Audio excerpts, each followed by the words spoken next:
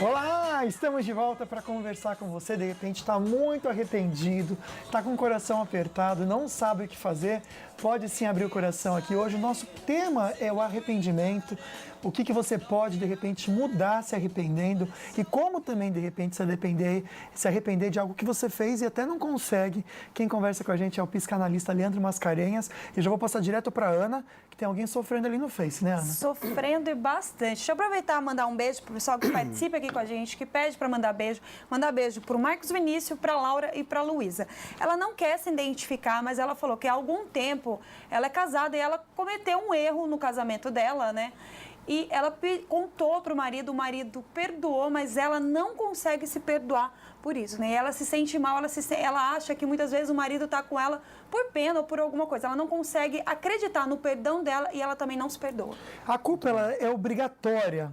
Quando você se arrepende, você precisa ainda sentir a culpa ou a partir do momento que você se arrepende, a culpa não existe mais? Como que funciona o lance da culpa com arrependimento? A culpa realmente ela acaba propiciando, né, a elaboração, né? Você sente a culpa, é um sentimento forte, né, por questão de você ter infringido uma lei ou ter feito uma coisa ruim. Então você fica ponderando, aí chega uma hora que você toma uma atitude, né, no caso do arrependimento. Mas nem sempre as pessoas tomam uma atitude. Isso pode ser uma culpa que fica sempre aumentando, e a pessoa pode até se tornar um fator patológico, né?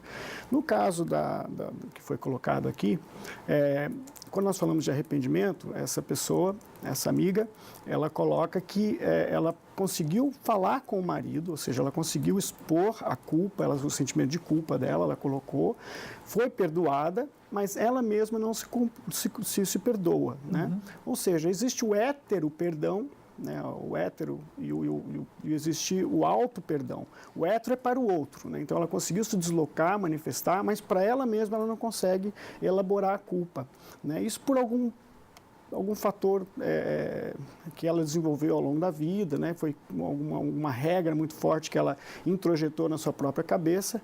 Então isso, nesse caso, está se tornando patológico, é importante buscar uma ajuda terapêutica. Só antes do depoimento, fazer uma pergunta que o Leandro comentou algo aqui no intervalo, Ana, e eu achei muito interessante.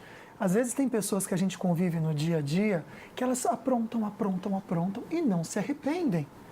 Isso é alguma coisa assim patológica, uma falta de caráter? A gente que é leigo já considera uma falta de caráter. Aquela pessoa não tem caráter.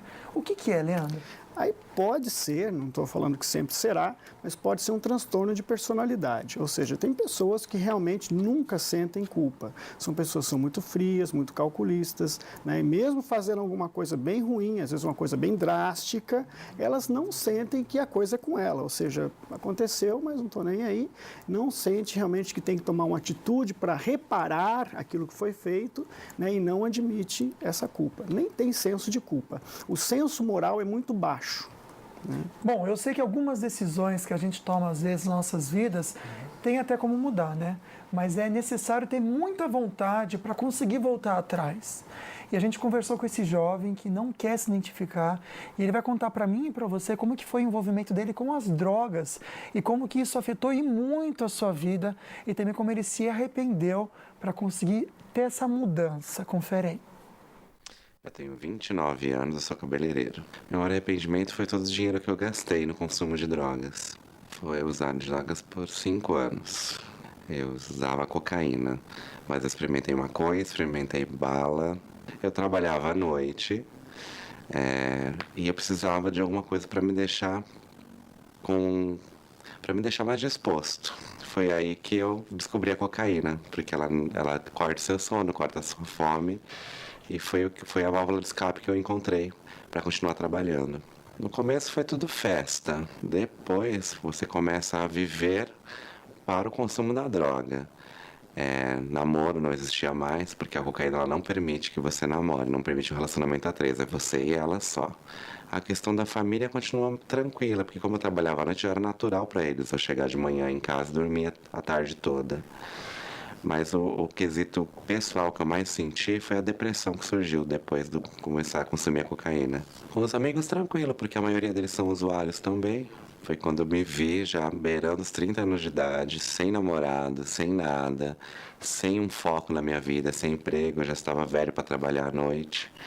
E eu caí na real, falei assim, ou eu mudo agora ou eu não mudo mais. A reabilitação, na verdade, é você mudar o seu ambiente. Eu acredito que a clínica de recuperação até muda, mas assim, acho que o principal fator que faz a mudança acontecer é sair de dentro de você.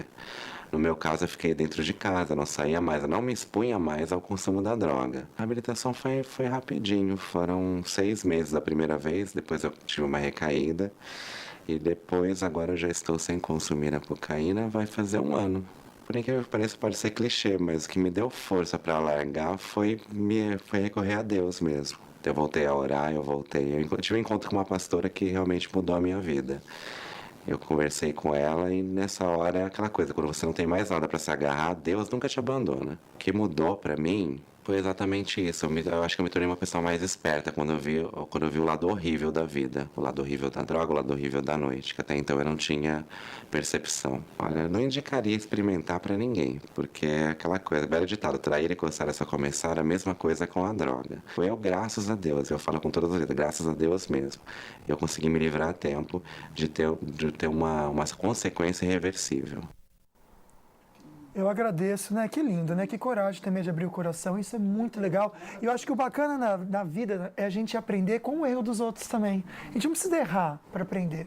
Né? Eu acho que parece que a gente está numa comunidade. Se Ciclano errou com isso e ele conta para mim o que ele passou e sofreu, vamos aceitar esse aprendizado da outra pessoa para a gente, que aí evita esse problema, né, Leandro? Eu acho que isso é muito importante, né? A Ana vai atender uma pessoa agora ao vivo que não quer se identificar. Ana. Oi, boa tarde, tudo bem? Caiu a linha. Caiu a ligação? Tem uma pessoa aí no Face, né? Tem uma pessoa no Face. Mas o bacana que você estava falando, Lucas, que é interessante, eu acho que o primeiro passo para você consertar o erro é você assumir, né? Olá, boa tarde. Eu me separei há 4 anos. Eu descobri que o meu marido estava me traindo e ela mandou ele embora para fora de casa, não aceita. Mas hoje, quando ele vê a mulher que o marido traiu, ela sente remorso, ela fica com raiva, porque ela quer saber. Ela deveria ter aceitado, né, e perdoado e mantido ele em casa, porque hoje ela vive num remorso, porque ela ainda ama ele. Ah, é difícil, hein? E aí, Leandro? Essa é uma situação difícil. Realmente, houve aqui um arrependimento. Sim. Né? Agora, né, talvez na elaboração do processo, né, da traição e tudo mais, quando ela descobriu, quando ela ficou afetada, talvez faltou um pouco mais de, vou usar uma palavrinha difícil, mas eu vou explicar, Tá. Continência. De conter o fenômeno, por mais que esteja implodindo dentro de você, você segura um pouco para pensar melhor ao longo do tempo e depois tomar uma decisão. Talvez tenha faltado um pouquinho, não sei se é um julgamento. Esfriar a cabeça, né, Leandro? Esfriar a cabeça para tomar atitude.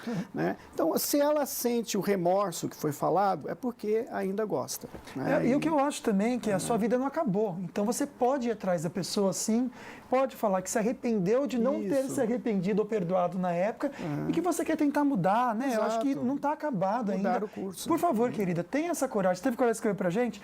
Tenha essa coragem para ser feliz, que é o que mais importa, né, Ana? Exatamente. É isso mesmo, tenha fé e vai atrás, eu acho que vale a pena, eu acho que perdoar é sempre válido.